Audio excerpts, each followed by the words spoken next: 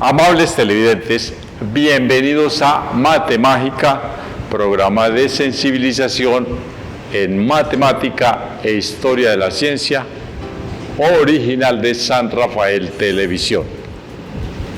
Hoy llegamos al programa número 201. En ese momento terminamos 200 programas y hoy iniciamos otros 500, ¿cierto? El programa número 201 ya vale la pena que lo mencionemos. Muchas gracias por estar todas estas emisiones acompañándonos. Muy amables son ustedes. Bien, hacemos como siempre un saludo a nuestro patrocinador, el Estadero Yacutur, en el kilómetro 6 de la vereda La Rápida.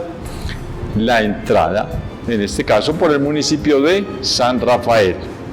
El Estadero Yacutur, ya saben, queda en la jurisdicción del municipio de San Carlos, pero la entrada más fácil es por el municipio de San Rafael. Lleva también 200 programas acompañándonos.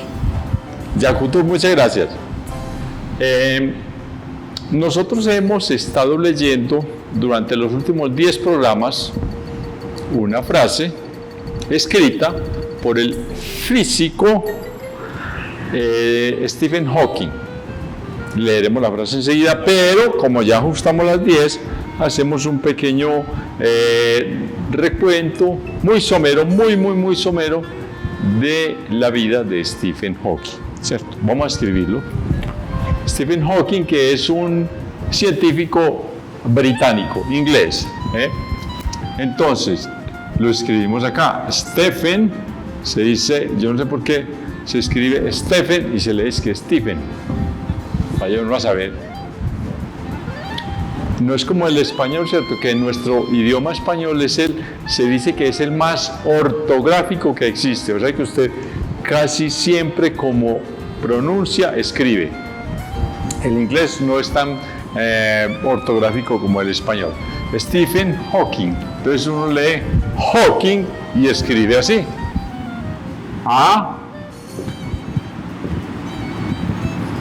Hawking. Stephen Hawking. Bien. Muy famoso, ¿cierto? Muy famoso. Murió hace como alrededor de unos 4 años. Era un científico muy divertido. Además, una de las grandes famas que alcanzó, porque la mayoría de las personas la recuerdan, era porque era una persona con muy buen humor, muy dado a la tranquilidad, a saber que es cotidiano, que él es una persona común y corriente cotidiana, que puede hacer chistes, que puede celebrar la vida, porque la mayoría de los científicos han sido de verdad muy acartonados, muy puestos en orden, muy esquemáticos ellos. Se dice inclusive, esa palabra no se pronunció, no se usó mucho en el mundo, se llama sanforizado, ¿cierto? Yo no sé qué quiere decir sanforizar. Esta palabra, yo solo recuerdo que es una técnica, ¿sí? Textil que ya no se usa para hacer que las prendas de vestir por ahí de los años 60, 70 y un poco hasta los 80 fueran como muy rígidas, ¿cierto? Ya no, esto ya no se usa. Eran muy esquemáticos ellos, muy, pues como muy acartonados, ¿cierto? Pero sucedió que Stephen Hawking era más tranquilo, más jovial, más dicharachero, más una persona más cotidiana. Inclusive, alguien que fue también muy tranquilo para eso, con un muy buen humor, fue Albert Einstein. Pero Stephen Hawking sí fue el que de verdad dijo, es que nosotros somos personas, él nunca lo dijo, lo sabía y todos lo sabemos, personas muy inteligentes, pero eso no nos hace que seamos rígidos, psicorrígidos, no, listo. Entonces Stephen Hawking, y ahora vamos a leer la frase, pero vamos a hablar algo sobre Stephen Hawking. Es una situación muy simpática. Nosotros vamos a empezar a hablar ya en el programa tradicional que hacemos. Hoy estamos haciendo un pequeño recuento breve que nos ha sido dado gracias a que venimos leyendo una frase de Stephen Hawking. ¿cierto? Pero lo que nosotros hemos estado haciendo últimamente con algunos científicos que han trabajado el ámbito de la Tierra, qué es lo que pasa con la Tierra, qué es lo que hemos conocido de la Tierra, continuaremos, después de haber pasado con Johannes Kepler, seguiremos con Galileo Galilei. Y es una circunstancia muy coincidencial, bastante, ¿cierto? Galileo Galilei. Sucede que, como hemos visto, Galileo Galilei nace en 1564, ¿perfecto? 1564. Y muere en 1642.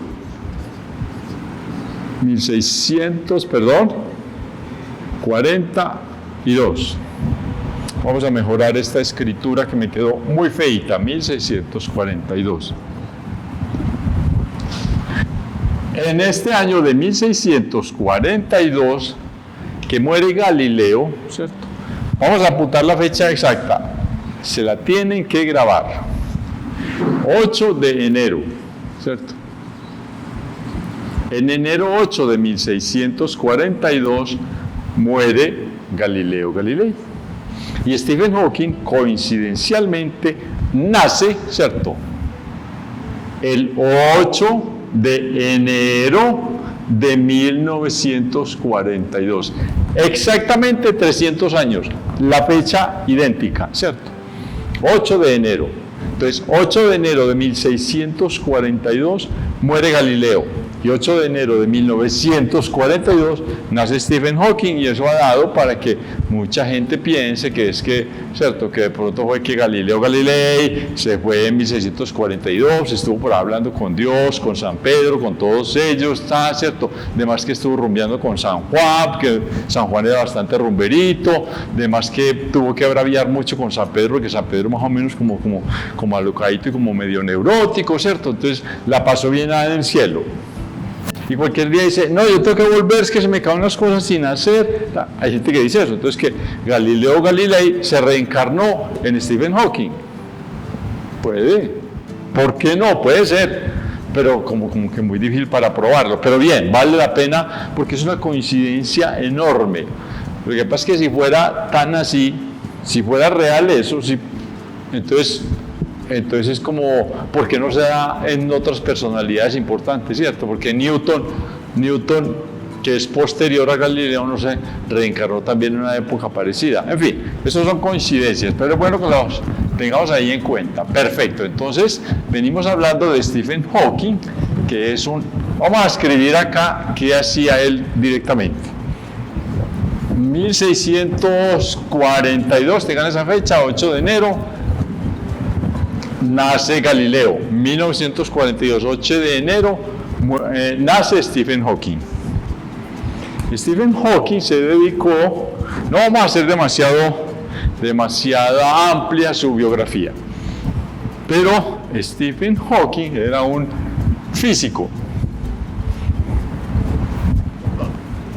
A ver, necesitamos un borrador más eficiente. Este borrador por ahora como que no absorbe suficiente agua. Vamos a ver si nos permite por lo menos escribir algo. Sí, físico teórico, ¿cierto? Nosotros ya hemos hablado acá, hay una diferencia porque se dice físico teórico, de teoría. Bien, ya lo hemos dicho, pero volvamos a eso. Hay físicos cuya mente, ¿cierto? El cerebro está organizado como para hacer experimentos y son unos retesos, unos varones. Bueno, eso no, pero uno dice así, ¿cierto? Coloquialmente uno dice, eso es un varón. Bueno, eso no varones para organizar experimentos, para fabricar, para diseñar instrumentos y experimentos, ¿cierto? Esos son los físicos. Física teórica, y la otra es la física experimental, ¿cierto? Experimental, pongámoslo así. Que hacen experimentos y son capaces de diseñar objetos que sirven para eso. Teníamos el ejemplo pusimos nosotros dos ejemplos en nuestros programas anteriores, ejemplos como el de Tycho Brahe, que era un gran experimentador, un físico experimental, y el ejemplo, el otro, de Johannes Kepler, que era un físico teórico. Entonces, Tycho Brahe no servía para elaborar grandes teorías, pero sí era capaz de diseñar experimentos, ¿cierto? Johannes Kepler no podía, casi no sabía elaborar instrumentos, no sé, la capacidad cerebral no le daba, pero era un gran físico teórico. Él era capaz de coger unas ideas, unos datos y elaborar toda una teoría. Vamos a hacerlo así, ¿cierto? Para que nos entendamos qué es. Por ejemplo, antes de Pitágoras, porque volvamos allá, antes de Pitágoras, esos eran los babilonios, ¿cierto? Los babilonios, solo para dar un ejemplo de la diferencia que hay entre física teórica y física experimental. Stephen Hawking era un físico teórico, no era un físico experimental. Además, porque, como sabemos muchos ya, y esto lo voy a adelantar, él estaba condenado a una silla de ruedas por una enfermedad que sufrió a los 21 años. Volveremos sobre eso. Los babilonios, por ejemplo, para dar un ejemplo de lo que es, eran expertos en digamos, en lo que podemos hoy llamar topografía, la topografía tradicional, ¿cierto? Y la geometría. Eran expertos en eso. Topografía y la geometría, perdón, acá, geometría. Pongámoslo así, geometría. Ellos eran unos varones, unos expertos en medir terrenos y en encontrar medidas de un triángulo, y aquellas cosas de seno y de coseno se las habían pillado. Pero no pasaron de ahí. Y se dieron cuenta y tenían datos, hay datos, una serie, como una tabla de valores, ¿cierto? Donde aparecía un dato, otro dato, otro dato, otro dato. Se llama hoy, se conoce la tabla Plimpton. Eso está en un museo en Inglaterra. Perdón, en Estados Unidos. Si no estoy mal, debe ser el Smithsonian, el Museo Smithsonian. Olvido ese dato. Pero es una tabla que se encontraron, una tableta de arcilla, ya saben, ¿cierto? Como una tejita, pero no doblada, sino una tejita bien pequeña y muy lisa, muy plana, donde aparecen unos datos. Pero ellos nunca entendieron el asunto, hasta que llegó Pitágoras, que ya es griego, ¿cierto? Ya no es babilonio, pero heredó todo este conocimiento de los griegos y descubrió el famoso teorema de Pitágoras, ¿cierto? Uy, qué mamarracho el que hice yo ahí, qué pena con ustedes, queridos televidentes. Vamos a volver a corregir, espero que este borradorcito muy moderno algún día aprenda a absorber más agua, porque absorbe muy poquita. Listo, entonces Pitágoras, dejémoslo así por ahora. Pitágoras dice, vea, lo que iba a decir era una tontería. Vea, esa tablita, él no sabía que existía esa tablita. Bueno, de pronto sí, los datos los descubrió en otro lado, pero él descubrió a través de esas tablas de los babilonios la frase que resume esa tabla. La frase que resume esa tabla, ¿cierto? La frase que resume la tabla, eso es un teorema, se llama un teorema. Dice, si existe un triángulo rectángulo, ¿cierto? Que tenga ángulos rectos, pongámoslo así, existe, sí, hay un triángulo rectángulo, entonces, ¿cierto? La hipotenusa al cuadrado de ese rectángulo es igual a la suma de los catetos, cada uno al cuadrado. Listo. Eso fue lo que él dijo acá. Entonces, Pitágoras termina siendo, bueno, ya no un físico teórico, sino un geómetra teórico. Esto es lo que les quería mostrar del ejemplo, ¿cierto? Los babilonios hicieron la tablita los datos. Pero Pitágoras fue el que se pilló la conclusión, la frase que resume todo eso, para no estar dato por dato, sino una frase general, que es el famoso teorema de Pitágoras. Perfecto. Entonces, Stephen Hawking era un físico teórico. Él era capaz de coger una serie de datos, el cerebro estaba como muy organizado para eso, y a través de esa serie de datos, resumir, sacar una conclusión. Perfecto.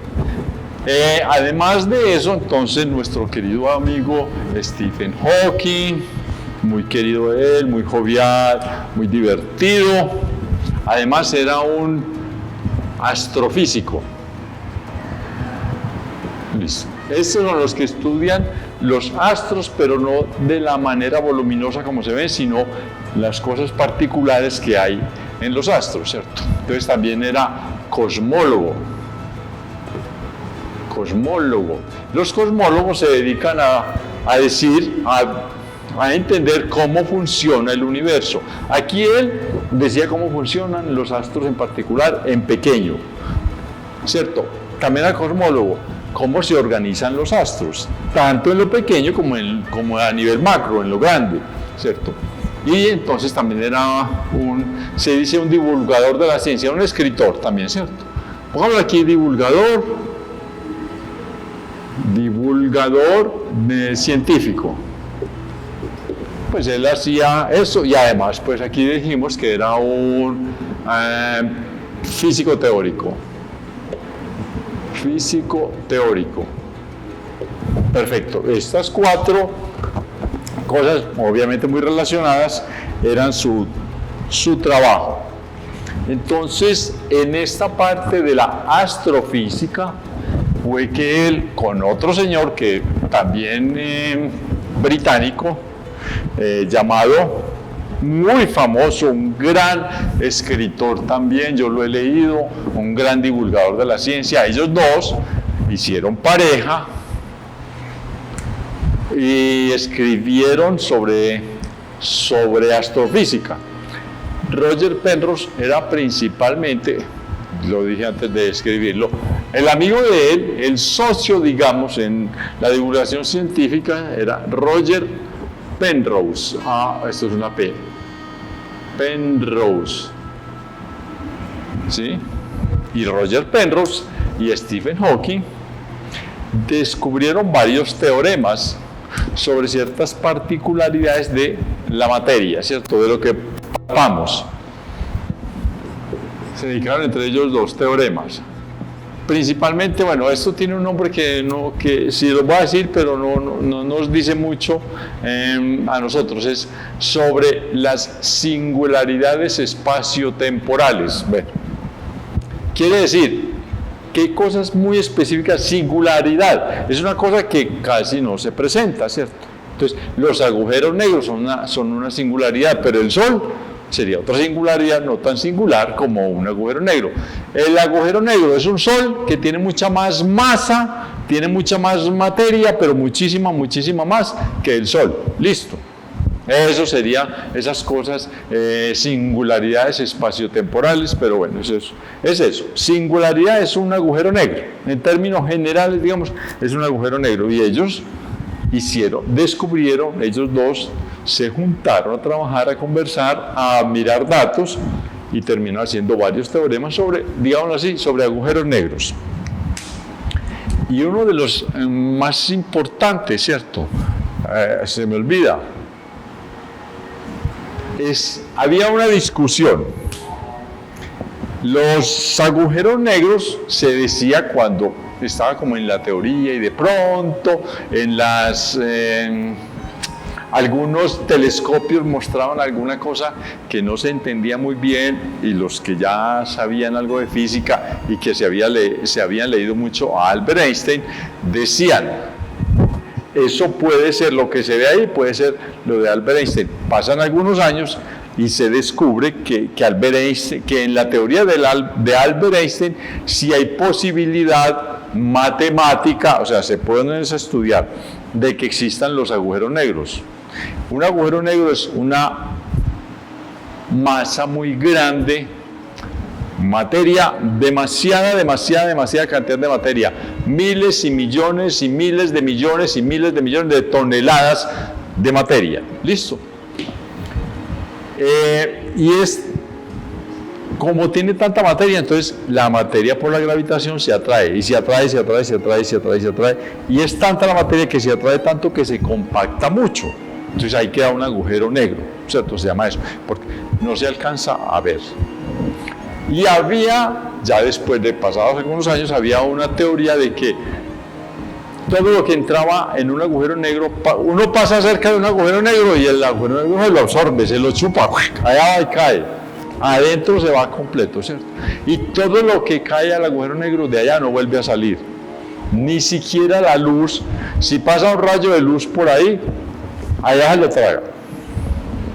Y decían que los agujeros negros entonces no tenían radiación, porque todos lo chupaban, entonces no podían como sacar luz, porque se absorbían la luz, entonces no podían sacar luz. Eso se llama radiación, no propiamente radiación, pero digamos calorcito, ¿cierto? Digamos un calor. El calor no puede salir de allá.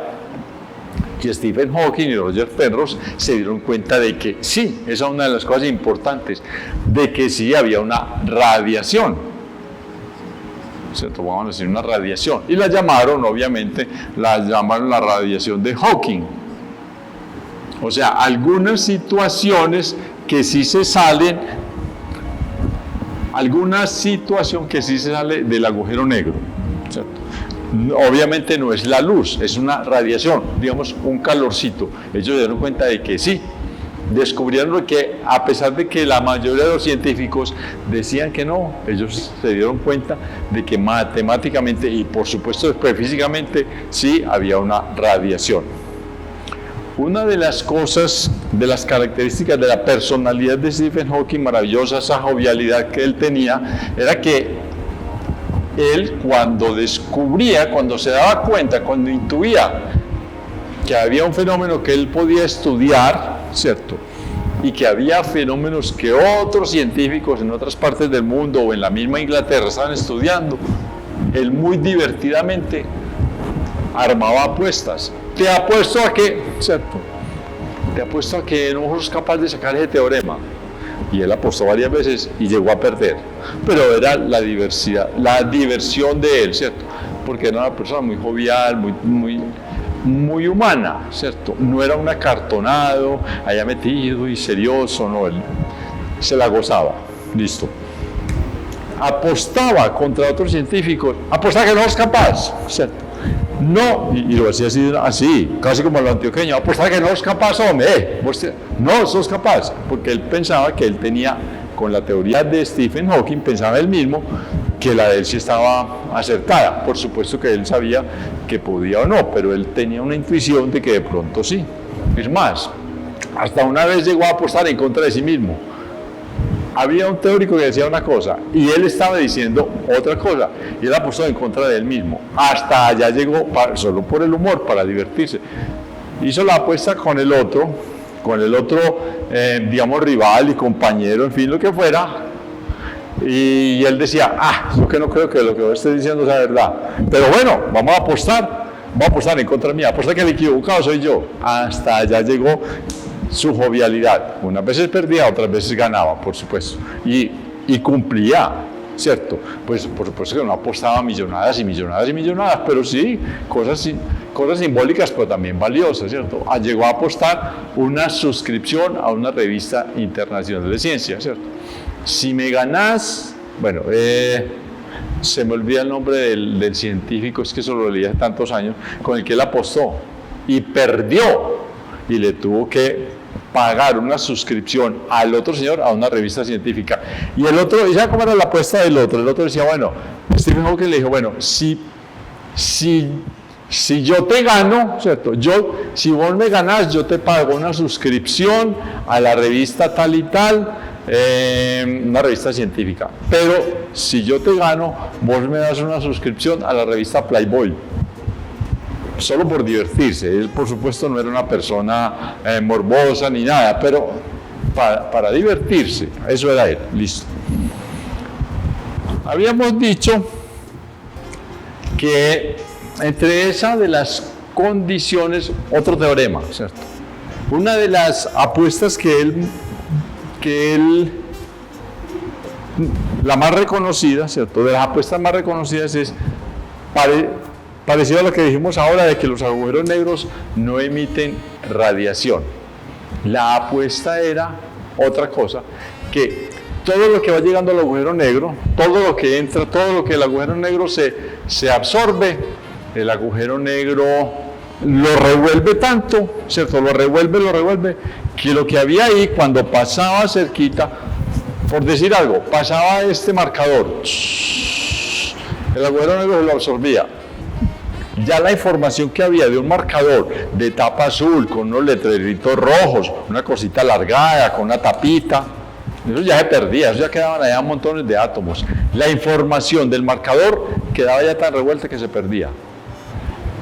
Y la apuesta era que esa información no se perdía, la información quedaba ahí, de alguna vez la información, eso es un poquito difícil, no quedaba el marcador se desaparecía, pero allá adentro había la información para, si alguien se metiera allá al agujero negro, ¿cierto? Y no se revolviera, sino que pudiéramos nosotros, un ser humano, entrar al agujero negro sin que el agujero negro lo vuelva papilla, él sería capaz de coger, es muy difícil eso, pues, coger la información y volver a obtener el mismo marcador.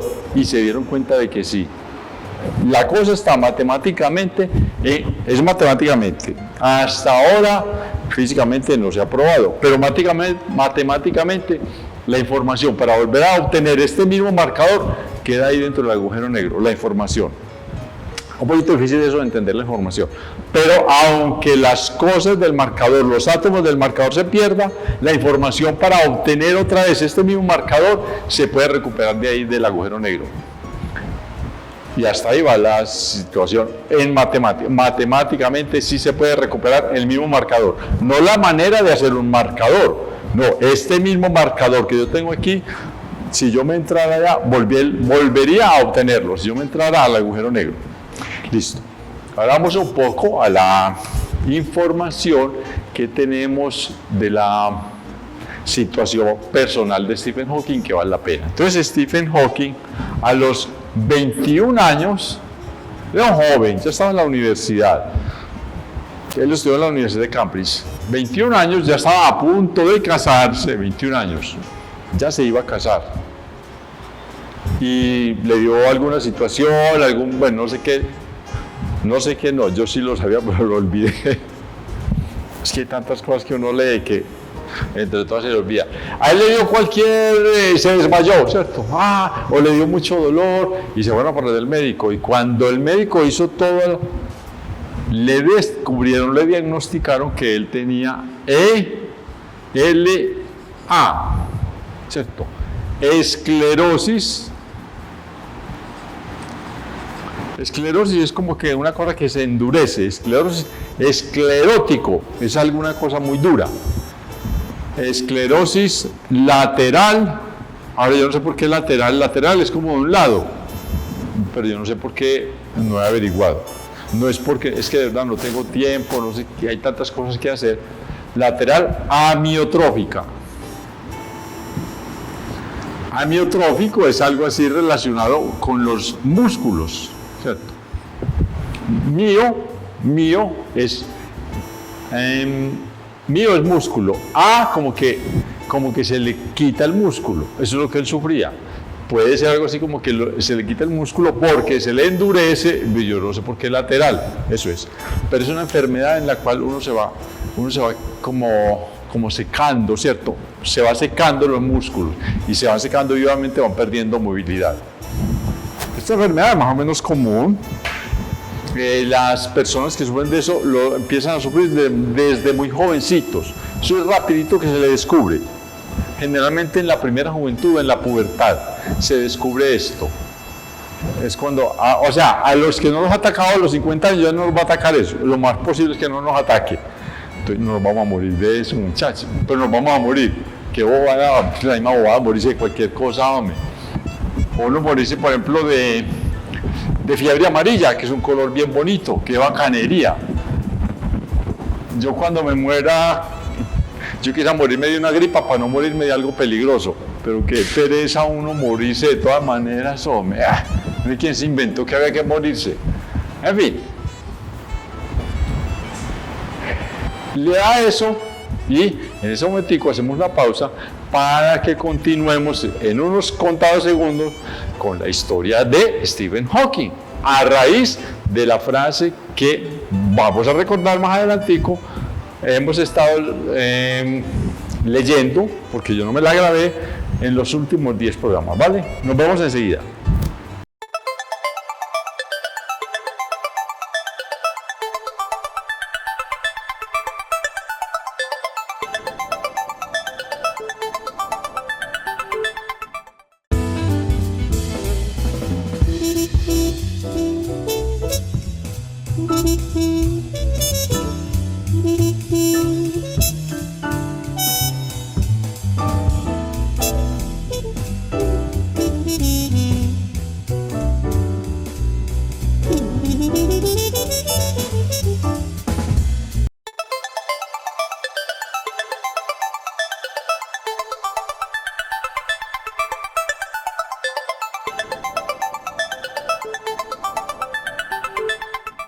Amables televidentes, gracias, muchas gracias por regresar a Matemágica, nuestro programa, nuestra emisión número 201, es hoy, Qué bueno. Veníamos hablando entonces del ELA, la esclerosis lateral amiotrófica que sufrió Stephen Hawking, y esto es una enfermedad que ya les anuncié hace un momentico, se descubre generalmente en la pubertad, ¿cierto? O en la madurez, ¿cierto? O, perdón, en la madurez primera o en la juventud. O en la madurez inicial, pues, como en el caso de Stephen Hawking, apenas está uno empezando a los primeros años bien. Los años mozos serían en la juventud, esto ya en los primeros años, los primeros añitos de madurez. Así lo descubrieron, dijimos, a los 21, ¿cierto? Y generalmente después de que alguien adquiere esta enfermedad, no que se la diagnostiquen, que se la encuentren los médicos, no. Cuando la adquiere, eso no se sabe cuándo, ¿cierto? Porque uno la adquiere, pero puede que la tenga ahí 2 o 3 meses y a los 2 o 3 meses que ya se la descubren. Pero cuando la adquiere, generalmente esto dura 1 año y medio más o menos, ¿cierto? 14 meses después de que se la descubren en estas épocas, la persona puede durar como algo así como 1 año y medio máximo, ¿cierto? 1 año y medio máximo. 14 meses, estos serían 18 meses. La persona dura muy poco después de que adquiere esa enfermedad. Pero hay algo muy extraño en Stephen Hawking. O sea, las personas pueden morir, él hubiera podido morirse como a los 22 o 23 años. Pero Stephen Hawking duró hasta los 70 y no sé cuánto, ¿cierto? O sea, con esa enfermedad, él se sostuvo durante 55 años. Es mucho. De 1 año y medio, que es lo que generalmente soporta un cuerpo, un organismo humano, Stephen Hawking duró 55 años con esa enfermedad. Claro, cada vez más complicado, pero es que 55 años. Esto tiene todavía alterados, desconcertados a los neurólogos. Ellos no saben qué es lo que está pasando con ese señor, con esa situación. Parece, lo digo yo pues como cosa mía, que tiene que ver algo tiene que ver con el positivismo que él tenía acerca de la vida, ¿cierto? Cosas pasan, pero es que es el único caso de verdad estudiado. Todos los casos que ha habido en el planeta sobre personas que sufren ELA, esclerosis lateral amiotrófica, mueren en la juventud. Y es el único que ha durado hasta los 70 y algo. Es un caso especial. Me atrevo yo a decirlo, que algo tiene que ver con ese espíritu alegre, vivaz, complacido con su vida, enamorado, apasionado de la ciencia.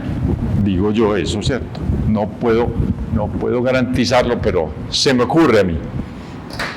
Bien, entonces él empieza desde los 21 años, cada vez su cuerpo se podía mover menos, se podía mover menos, se movía menos, durante 55 años, hasta que al último terminó en una silla de ruedas y perdió hasta el habla, ¿cierto? Ya no podía, los músculos ya no le permitían, los músculos de la fonación, a pesar de que me iban a coger así sin que yo lo supiera, los músculos de la fonación, o sea, de producir el sonido, hablar, lo que hacemos los humanos, también se le atrofiaron, atrofiados, y no podía hablar.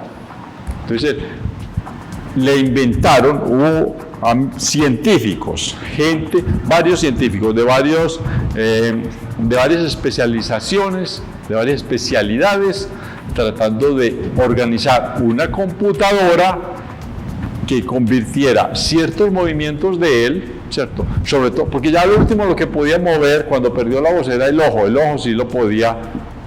Y entonces había una pantalla de computadora a la que él miraba, y él miraba las letras allá, ¿cierto? Miraba la A, la B, la C, la computadora tomaba ese registro de donde se detenía la visión de él cuando hacía así. Espero que en las cámaras me vean cuando yo hago así, y él ahí buscaba en esa pantalla las letras que estaban puestas en la pantalla de la computadora, pues en un cuadro, las buscaba, la misma computadora medía a dónde se detenía la visión de él, el movimiento ocular, cogía las letras, se las pasaba a otro programa, y ese otro programa pronunciaba las frases que Stephen Hawking tenía en su cerebro.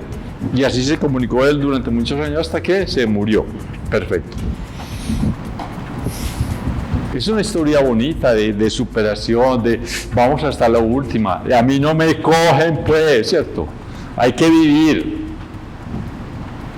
Algún día les leo. La próxima, ya. Les voy a leer un poema complicadito de Francisco de Quevedo, un poeta, un escritor, filósofo, un gran estudioso, Francisco de Quevedo y Villegas, español del siglo de oro español. Hizo uno de los poemas más bellos que yo he leído. Tiene que ver, pues se le puede aplicar lo que dijo Francisco de Quevedo en ese poema, se le puede aplicar a Stephen Hawking. Hay que vivir siempre enamorados de la vida. Así es como hay que vivir, enamorados de la vida. Pase lo que pase, nunca nos desenamoraremos de la vida. Les debo ese poema, pero sé que se lo voy a traer. Perfecto.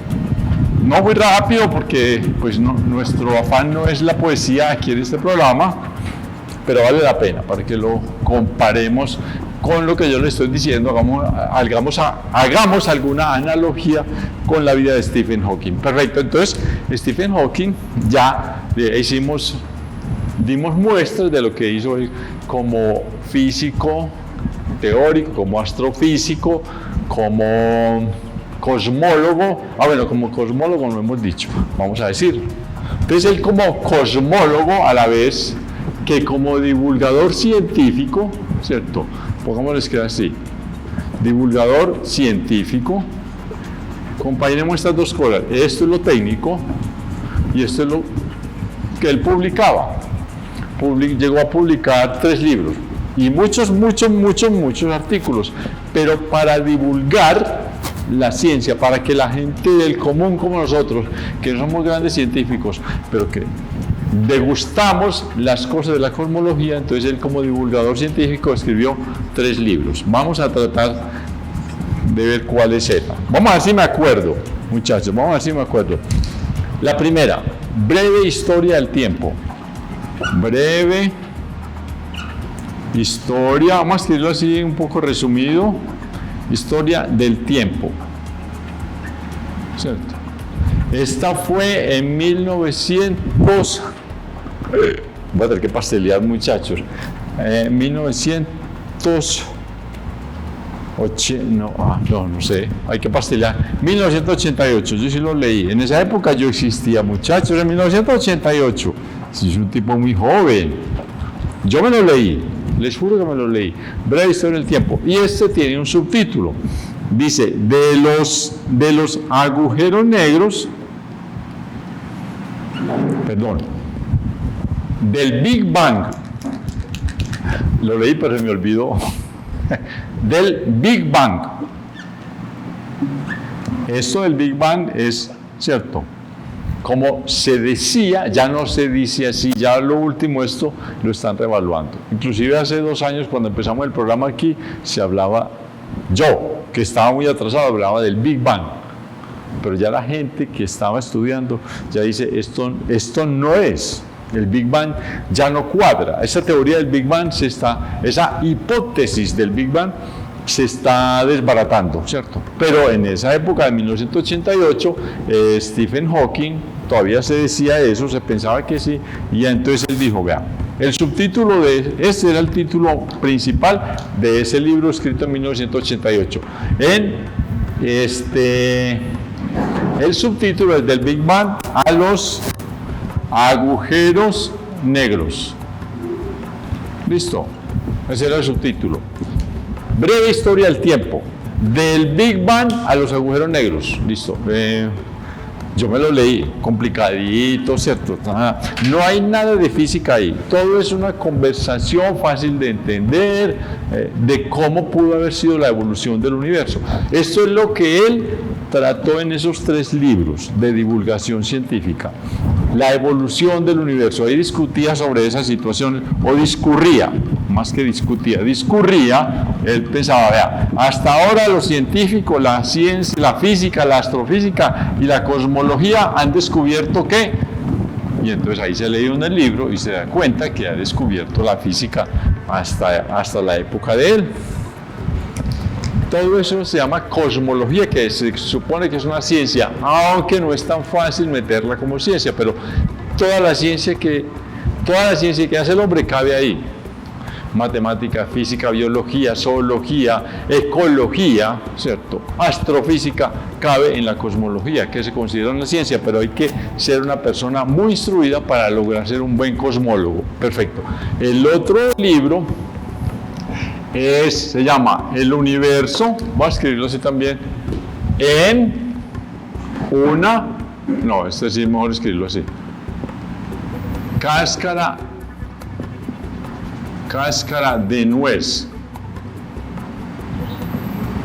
Se trata de decir que el universo podemos, aunque sea muy grande, podemos también tratarlo como una cosa muy pequeñita, y es un libro muy ameno. Yo no me lo leí todo, por supuesto, me leí algunos apartes, y este fue escrito, si no estoy mal, en 1900. Hay que volver a pastelear, muchachos. Yo soy el único que puede pastelear en este programa, ¿cierto? Porque soy el único que lo hago. Es tan fácil, hombre. Pero mentira, usted me va a tener que empezar a ayudar. Ustedes también pasteleen de vez en cuando, muchachos, para que no siempre sea yo y que yo siempre mal. Tan fácil, hombre. Yo soy, pereza la memoria mía, hombre. Y ustedes que no me ayudan. En el 2001, hombre. Listo, 2001. Y por último, él escribió el último libro de divulgación científica para llevarle a eso al gran público. Se llama Brevísima, muy similar al libro primero, Brevísima Historia del Tiempo. Brevísima. El otro era una breve historia del tiempo. Esta es brevísima, más corta. Pero este sí lo escribió en 2005. Esta vez sí no tengo que pastelear, pues que cuando pasteleé este. Hay que ser muy avispados para poder vivir. Y la escribió con un señor llamado, me acuerdo del apellido, Mlodinow. Ese es el apellido. Esto sí no lo pronuncia nadie. Mlodinow. Y el nombre, ¿cómo es posible que se me olvidó? Y este sí lo he mencionado mucho porque he leído muchas críticas. La gente dice que este libro no lo escribió Stephen Hawking, sino que este señor Mlodinow escribió algunas cositas ahí, conocía algunas vainas, se aprovechó de la bacanería de Stephen Hawking y le dijo, ven y publiquemos eso entre los dos. Y Stephen Hawking le dijo, listo, hágale, y firmó y ya. Dicen algunos, no me consta. Pero es que Leonard, ¿ustedes por qué me hacen equivocar? Leonard, listo, Leonard Mlodinow. Dicen que Stephen Hawking no tuvo nada que ver con este libro. Dicen algunos críticos, que eso fue él de buen corazón, que le dio la oportunidad a para que se hiciera famoso, que no sé qué, y ese sí yo no lo he leído, no he tenido tiempo. Perfecto, entonces ahora sí, antes de irnos ya, vamos a leer esa frase que nos trajo a colación la biografía de Stephen Hawking. ¿La recuerdan? Dice, la física y la matemática pueden decirnos cómo comenzó el universo, pero no pueden predecir el comportamiento humano. Hay demasiadas ecuaciones que resolver. Eso ya lo explicamos mucho, ¿cierto? Eso es lo que pensaba Stephen Hawking acerca de la física y de la matemática. Perfecto. Pero vamos a leer la frase que sí nos corresponde para nuestro capítulo, para nuestra emisión de hoy, la emisión del programa número 201, que es una frase de Albert Einstein, un señor de quien ya hemos hablado mucho aquí, y él dice así, la tengo que leer hasta ver si en 10 programas me la grabo, dice, ¿cómo es posible que la matemática, un producto del pensamiento humano, independiente de la experiencia, se adapte tan admirablemente a los objetos de la realidad? Voy a volver a leerla. ¿Cómo es posible que la matemática, un producto del pensamiento humano, independiente de la experiencia, se adapte tan admirablemente a los objetos de la realidad? Y entonces yo, ¿cierto?, voy a cometer un atrevimiento. La frase la vamos a seguir leyendo muy respetuosamente. Albert Einstein es una persona muy admirable, muy querida, porque era un científico como medio loquito también, muy cercano a la gente, no era un señor acartonado, era divertido, alegre, sabía que lo que él hacía era muy importante, pero él a sí mismo no se daba tanta importancia. Tanto que, por ejemplo, se ponía los zapatos y no se ponía medias, ustedes lo recuerdan, búsquenlo ahí, todo despelucado. Una de las cosas que él tenía, él dijo que nunca quería complicarse la vida escogiendo en las mañanas qué ropa ponerse, ¿cierto? Que hoy me pongo la camisa amarilla de cuadros con los blue jeans, nada, no. Entonces él tenía 6 camisas blancas y 6 pantalones negros. y todos los días se vestía de la misma manera, y un saco, ¿cierto? Y ya echado, y salía sin medias, despelucado, a hacer su trabajo en los laboratorios, a hacer sus clases en la universidad. Él estuvo en la Universidad de Princeton, en Estados Unidos, fue de las últimas labores académicas que él hizo, en fin. Pero hasta allá llegaba su no importancia personal. Él no quería darse importancia personal, él solo quería admirar el mundo, ¿cierto? Entonces, para no tenerse que complicar personalmente buscando qué ropa ponerse diariamente, entonces compró todas las camisas del mismo color y todos los pantalones del mismo color, y nunca pensaba que era lo que tenía que poner, sino que siempre andaba uniformado. Bien, vale, bacano eso. Ese es Albert Einstein. Voy a volver a leer la frase.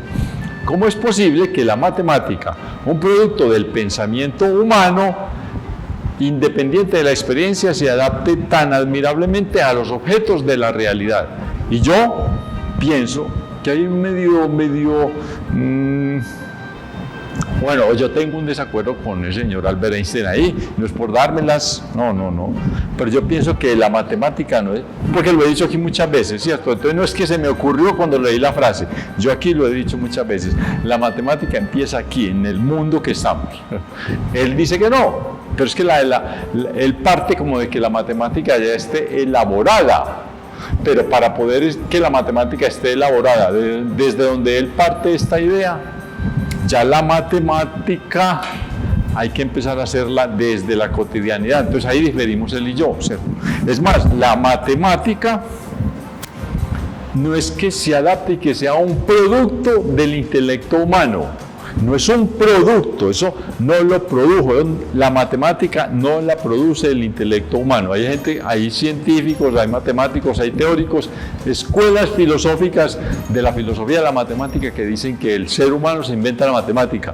Yo pertenezco a otra línea de pensamiento, yo digo, la matemática no la inventa el ser humano, no la produce el ser humano, la descubre. La matemática está ahí como están las cosas, ¿cierto? Pero la matemática no la vemos.